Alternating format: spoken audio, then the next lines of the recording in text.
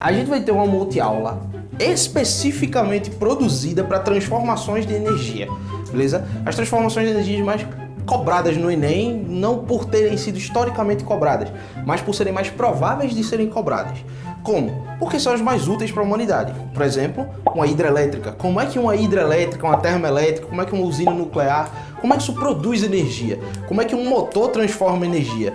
Como é que tudo isso funciona? Vai ter uma multiaula, se é que não já tem. Por hoje, a gente vai se ater às máquinas térmicas, ok? Então vamos lá. Antes de mais nada, o que é energia? O que faz as coisas acontecerem. Energia é o que faz as coisas acontecerem, as porra acontecer, não é isso? Ok. O que é trabalho? Transferência de energia. Transferência de energia, muito bem. Para que serve uma máquina? Realizar trabalho. Para realizar trabalho. A máquina, ela realiza o trabalho direcionado, não é isso? E por último, o que é potência? Capacidade de fazer. Capacidade de realizar trabalho, fazer trabalho, né? Ok, estamos afiados, estamos alinhados. Gás tem energia dentro dele? Tem. Tem. Quanto? Depende. De quê? Agora dá certo. Hã? Volume. Não só do volume. Agora estamos conversando. Dois balões de mesmo volume, cheios de gás, têm a mesma quantidade de energia interna? Não. Por que não? Porque depende da quantidade. Se eu tiver dois balões de mesmo volume, cheios de gás, com a mesma quantidade, eles têm a mesma energia interna? Depende. Depende também de gás. Depende do quê? Da temperatura. Depende da temperatura. E se tiver na mesma temperatura, dois balões de mesmo volume, na mesma temperatura, tem a mesma energia interna? Depende De quê? da pressão. Da pressão. É isso que eu quero que você entenda. Se você tem uma porra de energia elétrica fazendo as porra dela lá e você tem que calcular a potência é resistência vezes a corrente ao quadrado, né? P é igual a RI ao quadrado. P é igual a I vezes U, ou seja, DDP vezes a corrente. É fácil de calcular. Quando é um gás, é um pouco mais complexo. Porque o gás, ele tem muitas variáveis. Eu posso ter volumes iguais, mas com energias diferentes. Eu posso ter pressões iguais, mas com energias diferentes. Eu posso ter quantidades iguais, mas com energias diferentes. Enfim, é um mundo de complexidade. Então, complemento com a seguinte pergunta. Gás realiza trabalho? Se a gente tem máquina que trabalha com gás, então o gás ele realiza trabalho. Por que ele realiza trabalho? Simplesmente porque ele tem energia dentro dele. Se ele tem energia, basta ele transferir essa energia para alguma coisa. Faz sentido isso? Lembra que a gente calculou trabalho? Uma das formas de calcular trabalho era força vezes deslocamento. O que é que, entre muitas aspas, a força representava naquela formulinha? É que a força representa a energia saindo de um corpo e o deslocamento representa a energia entrando em outro corpo, não é assim? De forma que se eu pego esse giz e eu empurro para lá, a força representa a energia saindo de mim e o deslocamento do giz representa a energia entrando nele. Isso é trabalho realizado. Uau! No caso de um gás, a gente não vai ter força vezes deslocamento. Mas me diga uma coisa dentro de um gás que faz força, dentro de todo o seu conhecimento de gás. Veja, eu não quero fazer você decorar meio mundo de fórmulas. Eu quero que você entenda a mecânica da coisa. Dentro de todo o conhecimento de gás que você adquiriu aqui, ou em outros lugares, o que é que você acha que tem dentro do estudo de gases que se assemelha à força? Pressão. Muito bem. Lembra que eu falei que pressão é uma força que está sendo botada em algum lugar? Pressão não é força vezes área? Força por área? Tudo bem. Uma das formas da gente calcular o trabalho é força vezes deslocamento, mas aí no caso de um gás, eu vou colocar aqui de azul. Trabalho de um gás é igual a... O equivalente à força vai ser... O que a gente vai usar? Pressão. Agora, o que é deslocamento? No gás. Em essência, não, no gás não. O que é deslocamento? Em essência, deslocamento. Vamos lá. Sair do lugar. Justo, sair de um lugar para o outro. O que é que eu estou variando no deslocamento? A posição. Estou variando o espaço, não é isso? Eu estou saindo de um lugar para o outro. Eu mudei minha posição. Num gás, o que é equivalente a variar o espaço? Não só o volume, a variação do volume. Não é isso? Pronto. Trabalho de um gás, ele é dado pela pressão que esse gás está fazendo, vezes a variação do volume dele. Porque veja, se eu tenho um gás exercendo uma pressão muito grande, mas o volume não varia, tem trabalho sendo realizado? Nope. Por que não? Porque ele não tá fazendo nada. Ele tá lá, energético pra porra. Ele tá com a pressão, tipo, me solta, filha da puta. Mas essa energia dele não tá indo pra lugar nenhum. Então ele tá muito energético, mas não tá transferindo essa energia. Então não é trabalho. Faz sentido? Faz sentido. Quando o volume varia, tá aqui um gás cheio de muita pressão. Me solta! E ele pega, toca na parede, pá! E aí ele empurra a parede. Realizou o trabalho agora? Sim. Agora sim. E o que aconteceu com o volume ocupado pelo gás? Aumentou. Então houve variação de volume. Se houve variação de volume, houve Trabalho. transferência de energia, houve trabalho. Não é assim? Alguma dúvida com isso? Não. Você entende que a pressão, ela influencia no trabalho realizado pelo gás, mas o volume também. Logo, a quantidade de mols também influencia. E que tá tudo aqui, pressão e variação do volume, tá tudo aquilo na multiaula que a gente viu anteriormente, entendeu? Então tem várias formas de eu te cobrar o trabalho de um gás sem necessariamente te dar a pressão nem a variação do volume. Eu posso te dar o número de mols e a temperatura e pedir o trabalho. Tá entendendo? Tá compreendendo aí? Mas tudo bem. Vamos se ater aqui, a teoria. Vamos se ater ao que o Enem pode cobrar de fato, mas que faz você pensar menos com a caneta e mais com a cabeça. Um exemplo de uma máquina que use um gás para realizar trabalho.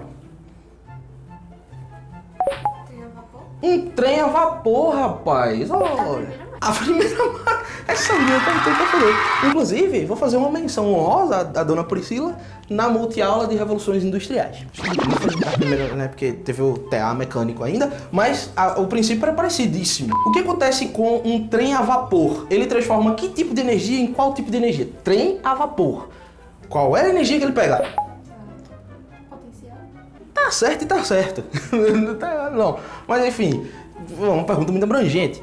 O que ele pega, na verdade, é energia térmica da queima do carvão, que o carvão estava lá com energia potencial guardada nele, quando eu queimo, vira energia térmica, que vai ser transformada através do motor do trem em energia cinética, que é o que faz o trem andar. Não é assim que funciona? Então vou desenhar aqui, entre aspas, um motorzinho de um trem. Isso! Não me julgue. Isso é o motor de um trem. Como é que isso vai funcionar? Eu vou te explicar o ciclo de Carnot, que eu não quero nem que você decore esse nome. O ciclo de Carnot já assusta alguns alunos. Mas eu vou te explicar o ciclo de Carnot explicando o trabalho de um gás, ok? A gente está usando um trem a vapor, que foi a ideia de Priscila.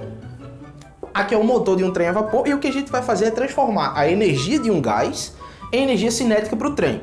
Vamos lá, com o mecanismo aqui comigo. Primeiro de tudo, eu vou tocar fogo.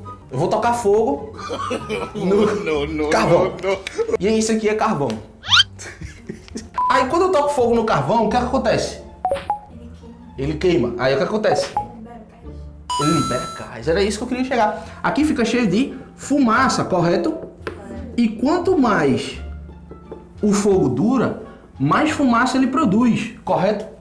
Então vamos supor que inicialmente o volume ocupado era esse e a pressão era essa aqui. Então a gente estava nesse ponto. Num determinado volume a uma determinada pressão, correto? Quando o fogo vai queimando o carvão e ele vai liberando mais gás, o que é que acontece com a pressão? Aumenta. Então, ó, a primeira coisa que acontece é que eu saio daqui para um estado de pressão maior. Não é isso? E aí o fogo continua queimando, continua produzindo gás. Só que agora, como a pressão tá grande e esse êmbolo é móvel, esse êmbolo de laranja aqui, ele é empurrado para a direita. E aí o que acontece? Ele vem para cá, ó. O êmbolo que tava aqui, ele se desloca para cá. Tranquilo até aqui? E aí o êmbolo não tem esse pedaço de ferro que ficava aqui em cima? Quando ele se desloca para cá, o ferro vem para lá, ó. Entendeu aqui? Beleza. Só que quando o êmbolo chega aqui, aqui ficou cheio de gás, não é não? Quando o êmbolo é empurrado, ele está sendo empurrado pelo gás e o gás vai junto, não é isso? Só que aqui tá vendo que tem um pedaço vazado. Esse pedaço, ele serve para o gás escapar. Aí o gás, ele faz o quê? Sai. Quando o gás sai, o que acontece com a pressão? Calma que eu esqueci de uma etapa. O volume aumentou, não foi? Quando o volume aumentou, ele vem para cá. Ah, vou tentar fazer o bagulhinho. Yay! Então para cá. Agora a gente tá aqui, a gente tava no estado 1, fomos pro estado 2, agora estamos no estado 3. Correto? Entenda, quando eu aumentei a pressão, houve trabalho? Não. Por que não? Porque não transferiu energia. Pressão é só o gás fazendo força. Mas se essa força não cria nada, se essa energia dele não é transferida para ninguém, então não houve trabalho. Em compensação, quando o êmbolo veio para cá, houve trabalho? Sim. Houve trabalho porque essa roda girou um pouquinho, né não? Se o êmbolo que estava aqui ligava ali em cima, quando ele vem para cá, ele faz isso. Ó. Aí essa roda, ela dá uma oi para cá. Não é assim que funciona? Então se essa roda dá uma giradinha, o que acontece com o trem? Ele anda um pouquinho. Energia cinética. Então um pouco da energia do gás virou cinética para o trem. Já houve trabalho. E é por isso que o trabalho é pressão vezes variação de volume. Eu preciso que o volume varie para haver transferência de energia. De boa até aqui? Depois que o gás vai embora, o que acontece com a pressão? Diminui. Então a gente sai do estado 3 para um estado 4. Com a pressão reduzida. Houve trabalho? Não. Em compensação, se a pressão diminuiu, o que acontece com esse êmbolo? Volta. Ele vem pra cá, de volta. Só que agora o ferro dele tá ligado, tá aqui embaixo. Entendeu? Ou tá aqui, sei lá. E aí quando ele vem pra cá, o fogo tá tocando terror aqui ainda, né não? Então o carvão vai produzindo mais gás, não é isso? Se o carvão vai produzindo mais gás... Ah, sim. Quando o volume diminui... Eu tô foda, eu sou um velho precoce. Eu tô esquecendo das coisas. A pressão dá uma aumentadinha porque o volume diminuiu. Aí a gente volta do 4 pro 1. E quando chega no 1, a pressão aumenta de novo e aí vai rolando esse ciclo, correto? Agora, isso aqui é o ciclo de Carnot, tá? De boa entender isso aqui, não é isso? Ok. A minha pergunta é: houve trabalho no caminho de 2 para 3? Sim. Houve trabalho no caminho de 4 para 1? Sim. De 1 para 2 e de 3 para 4? Não houve trabalho. Porque apesar de ter acontecido uma variação da pressão, não houve variação do volume, então não houve transferência de energia. Tranquilo aqui? Segunda pergunta capciosa. O que é que tem de diferente do trabalho de 2 para 3 comparado com o trabalho de 4 para 1? A pressão está diminuindo da 2 para 3 e está aumentando da 4 para 1. Não é nem questão da pressão, é do volume. O volume. De 2 para 3, o volume está aumentando, o gás está expandindo, ele está usando a força dele para ampliar o volume dele. Faz sentido isso? Então o gás, ele aumentou o volume, ele usou a força dele para aumentar o volume. Já no caminho de 4 para 1, o gás está reduzindo o volume, está rolando uma contração. O gás está usando força para contrair ou ele está sofrendo uma contração? Está sofrendo uma contração. Quando sofre uma contração, você acha que a energia dele diminui ou aumenta? Eu fiz uma pergunta pulando algumas etapas. E aí? Você acha que o gás gasta energia ou ele absorve energia para aumentar o volume? Gasta. E quando o volume diminui, você acha que ele está gastando energia ou está entrando energia no gás? Está entrando. A energia interna do gás meio que dá uma aumentada quando o volume dele diminui. Lembra que eu falei que a força representa a energia que está saindo de um corpo e o deslocamento representa a energia que está entrando no outro corpo? A pressão não representa meio que a força? Então note que quando há uma expansão do volume, a pressão dá uma diminuída. Deu para entender essa parte aí? Ok, isso é o que a gente chama de trabalho negativo. Quando você transfere energia para alguma coisa, é trabalho positivo, normal. Quando alguma coisa transfere energia para você, é trabalho negativo. Porque veja bem, o êmbolo vir para cá foi culpa do gás, não foi não? O êmbolo voltar é culpa do gás? É a inércia, é a roda do trem que continua girando e empurra o êmbolo para lá. Mas o gás não chupa o êmbolo não, deu para entender? O gás que está do lado de cá, ele não chupa o êmbolo para cá, ele só empurra o êmbolo. Aí quando ele empurra, é trabalho positivo. A roda gira e quando a roda está voltando, o êmbolo volta. Mas o êmbolo não volta porque o gás puxou. O êmbolo voltar faz o gás comprimir, entendeu? Trabalho positivo, trabalho negativo. Trabalho positivo, trabalho negativo. E por que que há um saldo? Há um saldo porque o trabalho positivo é maior do que o negativo. A quantidade de energia que o gás transfere para o trem é maior do que a quantidade de energia que o trem transfere para o gás. Tranquilo aqui? E por que que é maior? Porque quando o gás vai transferir energia para o trem, a pressão está lá em cima. Quando o trem vai transferir energia para o gás, a pressão está lá embaixo, porque escapou gás. Tranquilo aqui? Aí agora, Texuguetes, vou lhes dar uma dica que vai lhe salvar muitas questões no Enem, de natureza, de quaisquer assuntos. Não necessariamente só desses assuntos que a gente tá vendo nessa multiaula, mas qualquer assunto. Se você tem uma grandeza no gráfico, aqui no caso a gente tem duas grandezas, correto? A multiplicação dessas duas grandezas, eu vou falar, é complicado e depois eu explico, mas eu vou falar. A multiplicação dessas duas grandezas vai lhe dar como resultado outra grandeza, que é a área do gráfico. Calma, vou explicar. Pressão de um gás vezes variação do volume de um gás dá o quê? Trabalho. Pressão do gás vezes a variação do volume dá o trabalho, correto? Esse gráfico não é pressão por volume? Então se eu multiplicar, a área do gráfico é o trabalho. Uau! Sempre que eu tiver gráficos cuja multiplicação das duas grandezas dê alguma coisa que seja útil, essa coisa você acha tirando a área do gráfico. Quer ver um exemplo? Você tem, por exemplo, um gráfico da velocidade pelo tempo. Velocidade pelo tempo dá o espaço. Então se eu tiver um gráfico que é velocidade pelo tempo e essa parada tá assim, essa área aqui é o espaço. Beleza? A multiplicação das duas grandezas, se a multiplicação das duas grandezas te dá algo útil, essa coisa você acha achando a área do gráfico. Logo, como é que eu acho o trabalho de um gás pelo ciclo de Carnot? Tirando essa área do gráfico aqui de dentro, de lilás, dentro do gráfico azul. Beleza? Tranquilidade aqui? Então, borracha mágica. A gente tem aqui o gráfico pressão por volume, que é o gráfico do ciclo de Carnot normal, ok? E aí, vou colocar esse ciclo aqui, ó. Você tem o estado inicial do gás e depois do estado inicial a gente coloca energia, não é isso? No caso do trem a vapor, a gente toca fogo no carvão.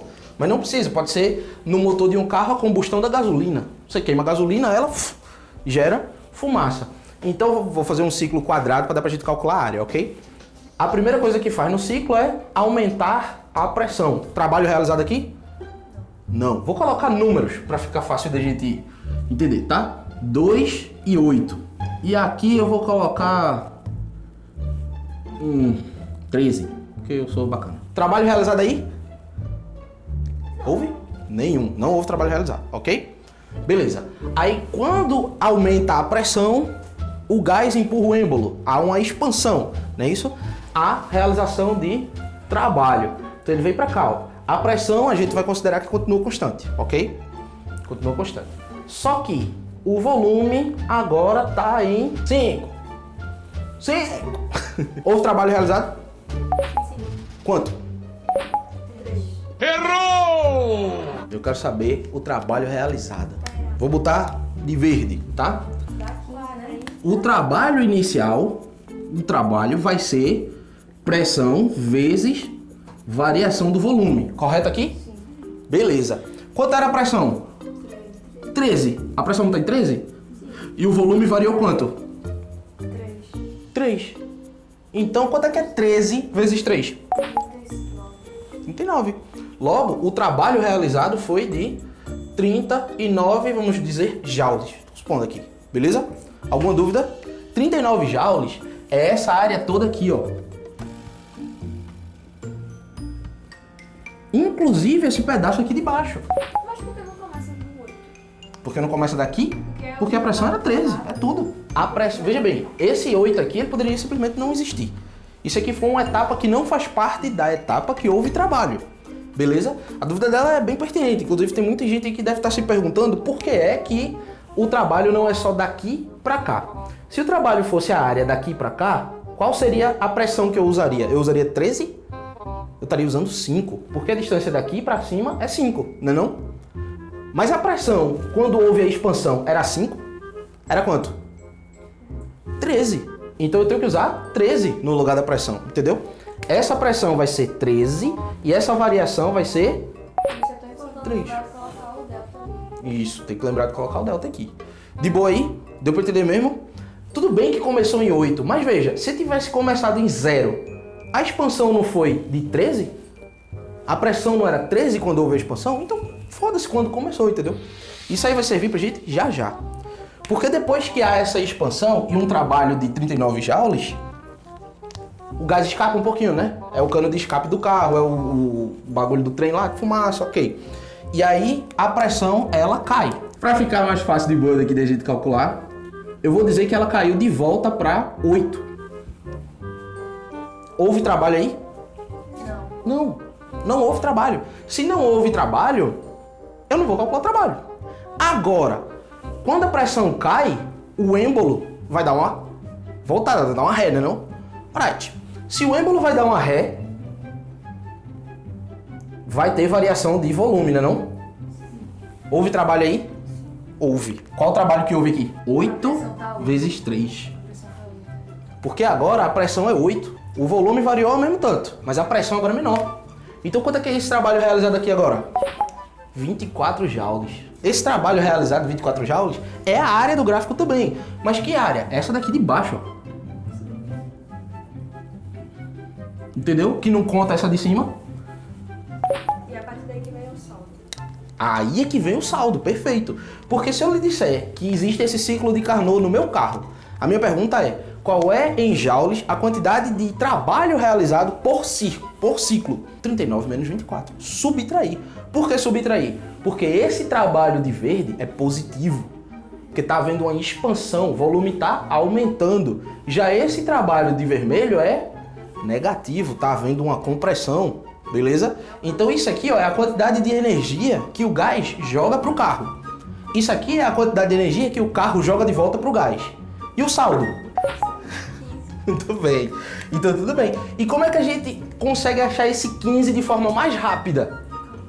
Calculando essa área daqui. Essa área de azul.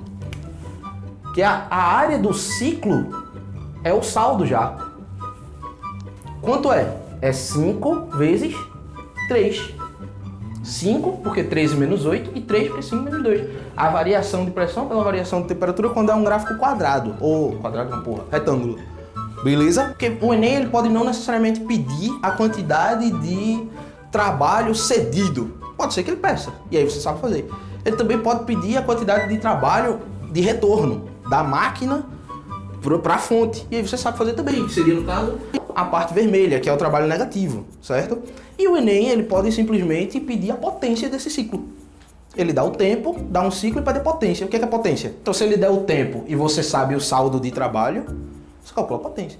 Enfim, o que não falta é formas do Enem cobrar isso aqui. Aí tem uma que eu não lembro dele ter cobrado ainda, não sei, acho que não, que é a parte de rendimento. E eu vou te explicar agora de um jeito que você não vai precisar decorar fórmula nenhuma. Máquinas térmicas.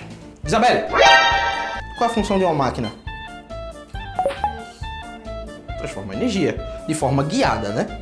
Se for de forma não guiada, eu bato palma aqui, eu tô transformando a minha energia em energia de onda sonora. Mas a máquina ela serve para guiar. Ela tira energia de um tipo específico e transforma em outro tipo específico de energia, ok? Então você tem, por exemplo, a lâmpada. A lâmpada ela pega a energia elétrica e transforma em luz, não é isso?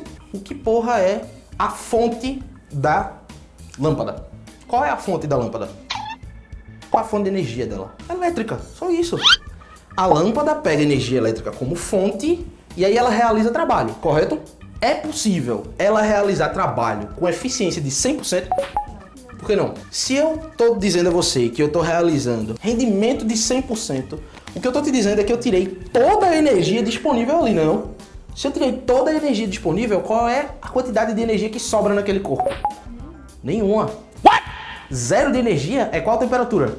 0 Kelvin. Menos 273. Lembra do vídeo lá de cima, do vídeo anterior? Pronto. Existe a possibilidade de a gente chegar no 0 Kelvin? Nope. Não. Então não tem como eu tirar toda a energia de uma fonte. Faz sentido isso?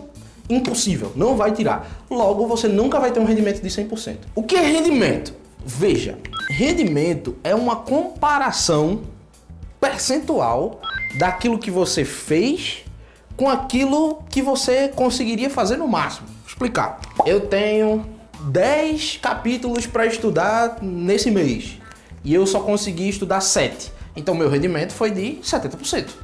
É uma comparação percentual do máximo que eu conseguiria fazer e do quanto eu realmente fiz. Então se eu tenho uma fonte de energia, o máximo que eu posso extrair de energia dela é 100%. Faz sentido? Eu consigo extrair 100% da energia dessa fonte? Não, senão a fonte deixa de existir, correto? Então o meu rendimento é quanto que eu consegui extrair.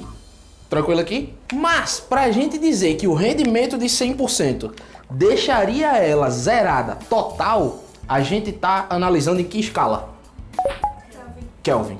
Então, em gases e em máquinas térmicas, a temperatura é em Kelvin, ok? A máquina, ela funciona da seguinte forma. Você tem aqui a máquina. Tá aqui, máquina térmica. O nome é máquina térmica porque o que é que toda máquina faz? Ela pega a energia de uma determinada fonte e transforma em outro tipo de energia, correto? Beleza, uma máquina térmica pega a energia térmica e transforma em outro tipo de energia. Só isso. Difícil? Fácil demais, ó. Então veja, você tem a fonte e aí a máquina térmica pega a energia dessa fonte e faz o que com ela? Transforma no que eu quero usar, né não? Então, ó, ela pega e realiza trabalho. Tem como o trabalho ser toda a energia que estava na fonte? Não. Então você concorda comigo que sobra um pouco de energia no final de tudo, não é não? A quantidade de energia que entra, ela é dividida entre o que é transformado e o que continua, não é isso? Ok. Só que quando ela continua, ela não continua com a mesma quantidade de energia que ela entrou. É mais ou é menos? Mas isso aqui ainda é a fonte, você entende? Então a gente vai chamar isso aqui de fonte também. Qual é a diferença? Menos energia. Aqui eu tinha muita energia, aí a gente chama de fonte quente. A máquina tira um pouco da energia da fonte quente para realizar trabalho, para fazer o que ela quer. E aí o que é que sobra? Ainda é a fonte, só que agora tá fria. Aí a gente chama de fonte quente, fonte fria e trabalho realizado. Se a máquina tiver um rendimento de 100%, não existe fonte fria. Faz sentido? Toda a energia da fonte quente é convertida em trabalho. Mas você está fazendo matéria desaparecer. Você está chegando no zero absoluto. Deu para sacar isso aí? Então não existe máquina de rendimento 100%. Se tem fonte fria, a gente já sabe que o rendimento não é 100%. Tranquilo, né? Alright. Aí, essa medida aqui, ela pode ser feita em... Tá de verde aqui. Ela pode ser feita em joules ou ela pode ser feita em Kelvin. Joule é energia e Kelvin também é temperatura, só que é uma escala de temperatura que mede toda a energia interna. Porque se eu zerar, se eu chegar em 0 Kelvin, não tem mais energia nenhuma. Faz sentido? Então aqui também, ó, ela pode ser em Joule ou ela pode ser em Kelvin. E aqui também, o trabalho realizado pode ser em Joule ou em Kelvin. Na verdade, pode ser em qualquer unidade de energia, Joule, caloria, tudo mais, e Kelvin. É a mesma coisa você perguntar, por exemplo, eu posso medir em quilômetros ou em milhas. Não vai ser o mesmo valor, mas é a mesma distância. Deu pra entender aí? Beleza, é a mesma quantidade de energia estocada. Mas se eu medir em Joule, é um valor. Se eu medir em caloria, é outro valor. Em Kelvin, é outro valor. É a mesma quantidade de energia. Ok. Tem algumas fórmulas para você achar o rendimento, para você achar a temperatura da fonte quente, a temperatura da fonte fria e tudo mais, o trabalho realizado. Você não precisa decorar nenhuma fórmula. O que eu preciso que você entenda é que, vou até colocar de preto aqui, a temperatura da fonte quente é igual ao trabalho realizado mais a temperatura da fonte fria. Falei alguma merda aqui?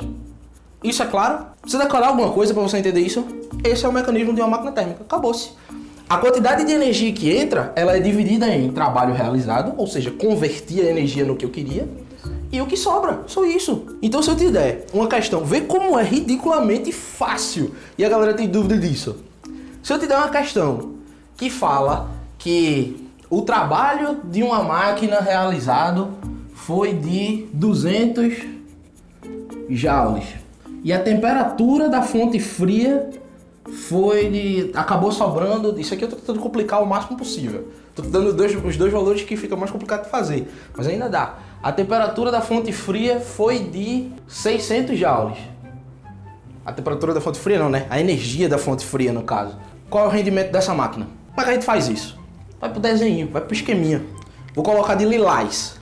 O que ele tá me dizendo é que a energia da fonte fria foi 600. E o trabalho realizado foi 200. Então quanto é que era a fonte quente? 800. Se de 800 eu realizei trabalho 200, qual é o meu rendimento? 25%. Como é que eu faço isso? 800, seria um rendimento de 100%. Ou seja, se eu tivesse tirado, ou se eu tivesse transformado os 800 joules no que eu queria, meu rendimento era total. Mas eu não transformei 800. Transformei quanto? 200. Então 200 foi um rendimento de X%. Quanto é que é X? 200 não é um quarto de 800? Então X é 25%. Só terminar essa regra 3. Bicho, de boa. Quantas fórmulas eu usei para fazer isso? Nenhuma. Isso aqui é você entender uma máquina térmica por ter entendido o trabalho realizado por um gás, por ter entendido a escala Kelvin e por ter entendido a questão toda de energia, fluxo de energia, trabalho, potência. E aqui a gente conectou todos os vídeos dessa multi-aula. Disse que a gente ia pegar duas vertentes diferentes e conectar aqui, tá tudo aqui. Beleza? Seguindo essa mesma vertente, a gente vai ter outros grupos de multi-aula que a gente vai falar de fluxo de energia. Já comentei em outro vídeo, a gente vai falar das máquinas ou das usinas ou da produção de energia, as mais prováveis de cair no Enem. Não será nessa, então um abraço pra você e um cheiro.